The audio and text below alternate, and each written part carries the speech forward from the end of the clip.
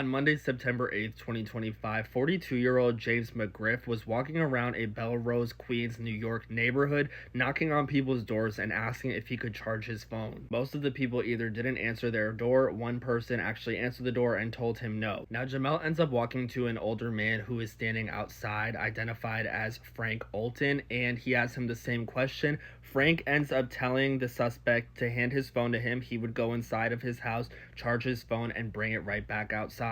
This is when Jamel pushes Frank to the side, enters the home, and now he is inside the home with Frank as well as Frank's wife Maureen. Mind you, this couple is in their 70s. Now, nearby surveillance video did actually have audio on it of what appears to be Frank telling Jamel, "Get the F out of here." Once inside the home, Jamel remained for about 5 hours. What he was doing in there, I'm going to discuss in a moment. Officials said that after Jamel ended up leaving the Oltons' home, he went straight to Macy's, where he used Frank Olton's credit card to purchase $500 of luxury clothing, but used his own Macy's reward account number with his own name. He was then caught on video at the Regal Union Square movie theater in a recliner watching a movie with tickets purchased again on Frank Olton's credit card. Now, while Jamel is out living it up, spending someone else's money, the Oltons' house is actively on fire. When officers arrived on scene and the fire at the home was extinguished, they ended up finding both Frank and his wife Maureen deceased inside,